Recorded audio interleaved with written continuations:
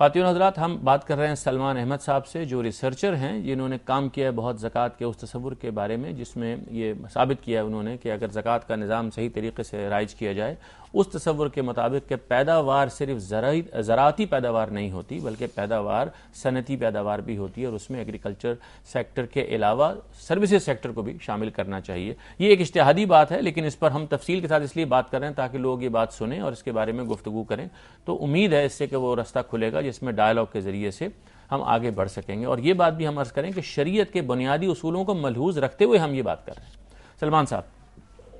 جی، میں اگر آپ کو سب سے پہلے یہ بتا دوں کہ ہماری جی ڈی پی جو کہ ٹوٹل پروڈکشن ہے، اس میں ایگریکلچر کا کتنا حصہ ہے، اس میں سروسز کا کتنا حصہ ہے، اس میں انڈسٹریل کا کتنا حصہ ہے، تو آپ کو زیادہ اندازہ ہوگا کہ ایگریکلچر میں ہماری پروڈکشن کا صرف 20% آتا ہے۔ ہماری پروڈکشن کا 70% یا تو انڈسٹریل سیکٹر میں آتا ہے یا پھر سروسز سیکٹر میں آتا ہے۔ اگر آپ ان کو زکوٰۃ کے نظام میں لے آئیں تو میں اگر آپ کو بتاؤں کہ 2009 کے ہم اعداد و شمار کی اگر بات کریں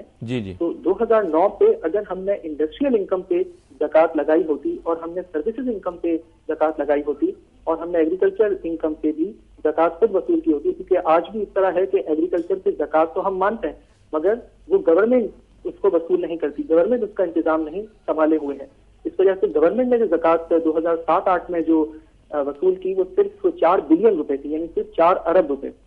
جس طرح میں نے آپ کو بتایا کہ اگر انڈسٹریل سروسز سیکٹر اور ایگریکلچر ان تینوں پہ اگر زکوٰۃ لگائی جائے تو میرا اندازہ یہ ہے کہ 2009 میں اگر اس نظام کے تحت حکومت زکوٰۃ وصول کرتی تو تقریباً 1800 ارب روپے اس کو حاصل ہو سکتے تھے۔ سلمان صاحب، یہ جو زکوٰۃ اور عشر کے قانون کے تحت زکوٰۃ ہوتی ہے جمع، وہ آپ اس کو نہیں اکاؤنٹ فور کر رہے؟ جی، میں اس کو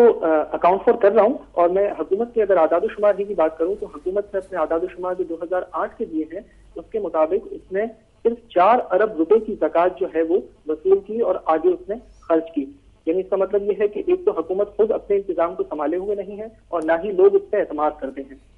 اگر حکومت تمام پروڈکشن پہ جس طرح کہ میں نے کہا کہ اگر زکوٰۃ وہ لگاتی ہے تو اس کو تقریباً 1800 ارب روپے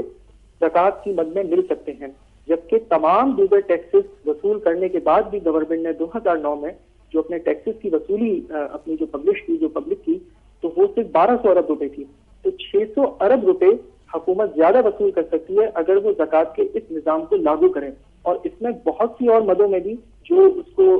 زکوٰۃ حاصل ہو سکتی ہے وہ میں نے اعداد و شمار میں نہیں شامل کی۔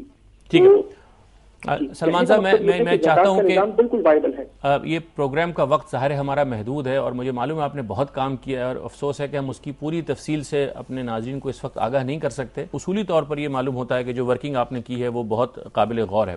آپ کا بہت شکریہ، انشاءاللہ آپ سے پھر دوبارہ بات ہوگی۔ بڑی نوازش، خدا حافظ۔ ڈاکٹر خالد ظہیر صاحب، یہ آپ کی ان سے تفصیل سے بات بھی ہوئی ہے اور آپ یہ محسوس کرتے ہیں کہ جو ان کی ورکنگ ہے وہ اچھی خاصی ریلائبل ہے۔ میں یہ چاہتا ہوں کہ آپ کچھ تھوڑا آسان کر کے ہمارے ناظرین کے لیے یہ بتا دیں کہ یہ جو سروس سیکٹر کا بتا رہے ہیں، دیکھیے صنعت تو سمجھ میں آ جاتی ہے لوگوں کو، زراعت بھی سمجھ میں آ جاتی ہے، یہ سروس سیکٹر جو ایک ہیوج سیکٹر جو کہتے ہیں 50% سے بھی زیادہ ہے، یہ کیا ہے، اس میں کون سی چیزیں آتی ہیں اور ہمارے جو عام لوگ ہیں وہ کیسے اس کو سمجھیں اور اپنے اوپر اپلائی کریں؟ دیکھیں، بات یہ ہے کہ میں ایک یونیورسٹی میں استاد ہوں، میں پڑھاتا ہوں، اس کی مجھے تنخواہ ملتی ہے۔ بہت سے لوگ ہیں کہ جو ڈاکٹرز ہیں وہ اپنے پروفیشن میں جو کام کرتے ہیں اس کی ان کو فیس ملتی ہیں، ان کو تنخواہیں ملتی ہیں، انجینئرز کو ملتی ہیں، اور ظاہر ہے کہ اب یہ ایسا شعبہ ہے سروسز کا کہ جس میں لوگوں کو بہت بھاری بھاری رقوم ملتی ہیں۔ ایک طریقہ یہ کہ آپ یہ کہیں کہ اس پہ زکوٰۃ کا اطلاق نہیں ہوتا، تو ظاہر ہے اس کا نتیجہ یہ نکلے گا کہ جو ریونیوز یہاں جنریٹ ہو رہے ہیں وہ ہمارے ان دینی لحاظ سے جو ڈیزائربل چینلز ہیں ان کی طرف منتقل نہیں ہوں گے۔ لیکن یہ جو فیصلہ ابھی تک ہو رہا ہے اور جس پر لوگ عمل کر رہے ہیں بڑے پیمانے پر، یہ بھی ایک اجتہاد ہے کہ آپ نے طے کیا کہ تنخواہوں پر زکوٰۃ کا اطلاق نہیں ہوگا۔ ہم جو گزارش کر رہے ہیں وہ یہ ہے کہ جو زرعی پیداوار ہے وہ بھی پیداوار ہے، اسی طرح سے صنعتی پیداوار بھی پیداوار ہے، اور سروسز سیکٹر کی پیداوار بھی پیداوار ہے۔ ہم جو کچھ سروسز آفر کرتے ہیں وہ نظر تو نہیں آتی ہیں کسی ٹھوس سالڈ پروڈکٹ کی صورت میں، مگر ظاہر ہے کہ اس کا فائدہ ہوتا ہے، اس کے نتیجے میں ایسی لوگوں کی خدمت ہوتی ہے کہ جو از خود ایک قابل غور، یعنی اس کو ہم مشابہت ہوتی ہے اس کی ایگریکلچر کی آمدن سے، جس کے اندر ریکرنگ ییلڈز ہوتی ہیں، یہی بات ہے اصل چیز. یقیناً یعنی جو چیز پیش کی جاتی ہے وہ ایک پروڈکشن ہے. یعنی پروڈکشن کا تعلق کسی ایسی چیز سے نہیں ہے کہ جو لازماً نظر آئے، بلکہ پروڈکشن جو ہے وہ کئی شکلیں اختیار جیسے کرتی ہے. مثال کے طور پہ کرائے کا مکان ہے، یا کانٹریکٹ پہ کوئی کام کرنا ہے، یا کسی اور اسائنمنٹ کو کر کے اس کے لیے معاوضہ وصول کرنا، یہ سب اسی میں آئیں گے. سب کچھ پروڈکشن ہے. سو جب آپ اس کو پروڈکشن کے پوائنٹ آف ویو سے دیکھتے ہیں، نقطہ نگاہ سے دیکھتے ہیں، تو پھر آپ کو ظاہر ہے کہ یہ طے کرنا ہوگا کہ اگر یہ بات صحیح ہے کہ نبی صلی اللہ علیہ وسلم نے جب اپنے زمانے میں زرعی زمین کی پیداوار پر عشر کا اطلاق کیا تو وہ محض زرعی زمین کی پیداوار پر اس کا اطلاق نہیں تھا، بلکہ ایک اصول تھا کہ جس کی بنیاد پر آپ نے اس کا اطلاق کیا، اور وہ اصول